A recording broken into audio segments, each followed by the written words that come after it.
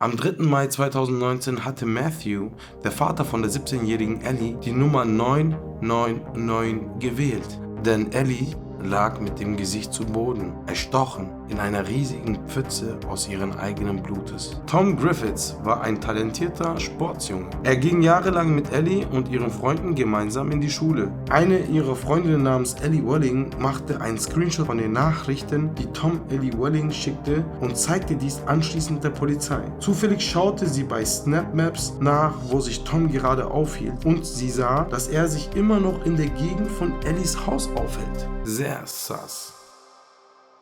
Als die Polizisten Tom befragten, von wo er diese Verletzungen hatte, erzählte er, dass er sich das selbst zugefügt hatte. Jess, die Cousine von Ellie, konnte nicht glauben, dass Tom dafür verantwortlich war, da sie ihn seit der Grundschule kennt. Einige Tage später wurde Tom in der Police Station interviewt. Sofort sagte er, dass er den ganzen Tag zu Hause war und gelernt hatte, und fragte ebenso, ob es seiner Freundin gut geht und er nichts von ihr gehört habe. Er sagte, dass er am Morgen zur Schule gehen würde und seine Mutter ihn zur Schule fuhr. Doch da er sich nicht so gut fühlte, setzte ihre Mutter ihn ab und er nahm den Bus nach Hause. Als immer mehr schreckliche Details über Ellies Tod ans Licht kamen, verbreitete sich der Schock über die Familie hinaus. In der Polizeizelle bestand Tom immer noch darauf, dass er nichts mit dem Tod von Ellie zu tun habe. Und er erklärte seinen gesamten Aufenthalt an dem Tag, als Ellie starb. Er erzählte der Polizei immer mehr Details darüber, dass er verärgert und gestresst ist, wegen den Prüfungen und einem Familienmitglied, der erkrankt ist, und er sich deshalb die Verletzungen zugefügt habe. Toms Nachbarn können sich offensichtlich daran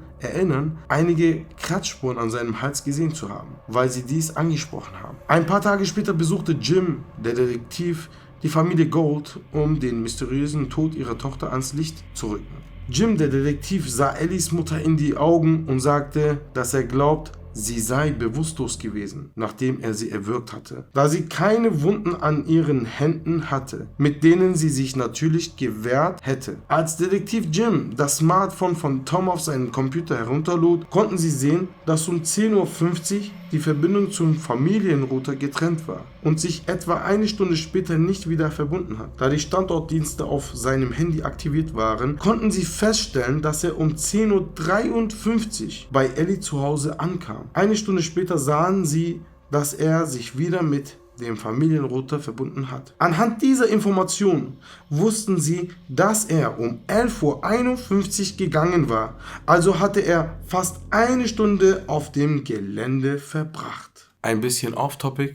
Ihr kennt die Router-Geschichte, oder? Mit Mois und seinem Studio, und dass sie anhand von dem Router-Login-Daten herausgefunden haben, wer das Mikrofon geklaut hat. Und dann habe ich eine E-Mail bekommen, ja, und da habe ich gesagt, Bro, check mal einfach die Login-Daten von dem WLAN-Router.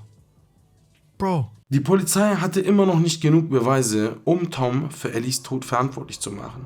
Durch der Anfrage auf Dashcam-Aufnahmen bei einer Busstation wurde Toms Auto, der in die gegenübergesetzten Richtung eines Silver Ford Fiesta Busses fuhr, aufgezeichnet. Die Ermittler konnten klar und deutlich sehen, dass dies Toms Auto war. Also gab es doch einen digitalen Fußabdruck seiner Aufenthalte, der zeigte, dass seine Aussagen gelogen waren. Während er nach Hause zurückkehrte und nach etwa einer Stunde eine 18-minütige Lücke hatte, in der er den Router wieder zu Hause ablegte und sich dann wieder angemeldet hatte, war dies ein kurzer Moment, um das Gelände zu verlassen. Nach dieser Information wurde ein Suchteam hinausgeschickt, welches einen schwarzen Müllbeutel fand, mit Blutflecken, Geschirrtüchern und blutbefleckten Servietten. Aber es war da noch nicht klar, was Toms Motivation war, um das Ellie anzutun. Nachdem das Labor die Sportschuhe von Tom untersucht hatte, bekam Detektiv Jim die Information, dass auf Toms Schuhen Blut zu sehen war. Dies wurde aufgrund von Chemikalien herausgestellt.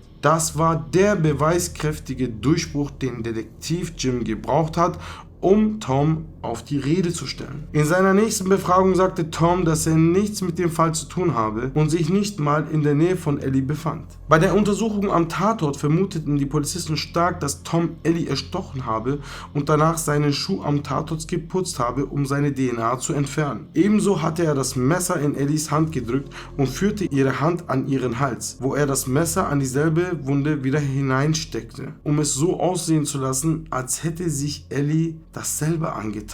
Doch durch diese Beweise hat die Polizei den 17-jährigen Tom wegen Ellie Golds Mord angeklagt. Tom gab sich für den Tod von Ellie schuldig, aber mit einer neuen Version der Ereignisse an den Tag, an dem sie starb. In der Verteidigungsaussage sagte Tom, er sei mit dem Auto zu Ellies Haus gefahren und ihre Absichten waren, es zu lernen. Nachdem sie gelernt hatten, haben sie angefangen, sich über Familienmitglieder zu streiten, und an diesem Punkt sagte Tom, dass er an einem gewissen Grad an Amnesie gelitten hat. Unter Amnesie versteht man die Unfähigkeit, sich an Ereignisse zu erinnern, die einige Sekunden, Stunden oder Tage zuvor passiert sind. Ja, klar. Tom erinnerte sich daran, Ellie erwürgt zu haben, und nachdem er wieder zu sich kam, lag Ellie erstochen am Boden. Um 11:45 Uhr wurde eine Nachricht von Ellies Handy an einer Freundin geschickt, worin stand, dass sie abholen soll und zur Schule bringen soll. Und könnt ihr euch noch an die Nachricht erinnern? Ellie erzählte, dass einige Unterrichtsstunden ausfallen würden und beschloss, zu Hause zu bleiben, um zu lernen. Gegen 12 Uhr kam ihre Freundin Ellie Walling, um sie abzuholen und sie zur Schule zu fahren, da sie beide das Fach Geschichte hatten. Als Ellie tot war, benutzte Tom den Fingerabdruck, um Ellies Handy zu entsperren. Denn die eigentliche Person, die die Nachricht verschickt hat, war nicht Ellie, sondern Tom. Ich meine, du musst dir vorstellen, okay? Du tötest eine Person, und um das zu verschleiern, entsperrst du sein Handy mit seinem Fingerabdruckscan und steckst das Messer wieder in dieselbe Wunde rein, packst das Messer in seine Hand und konstellierst das so, als wäre das ein Selbstmord. Mord ist eine Sache. Brauchen wir gar nicht drüber reden. Sehr schlimme Sache. Aber das nochmal so zu konstellieren, als wäre das Selbstmord gewesen, das bestätigt doch nur, dass das mit seiner Amnesie völliger ist. Das war alles kalkuliert und geplant. Ob seine Geschichte glaubwürdig war oder nicht, Tom bekannte sich des Mordes an Ellie schuldig, was bedeutete, dass der Fall nicht vor Gericht gestellt werden würde. Erst mit der Verurteilung im November 2019 vor dem Bristol Crown Court wurde Carroll schließlich konfrontiert, den Jungen gegenüberzustehen, der vom Freund zum Mörder geworden ist. Er wurde auf die Grundlage verurteilt, dass er ein Kind war, obwohl er nur wenige Wochen davon entfernt war, ein Erwachsener zu werden. Doch trotz dessen wurde er zu lebenslanger Strafe verurteilt.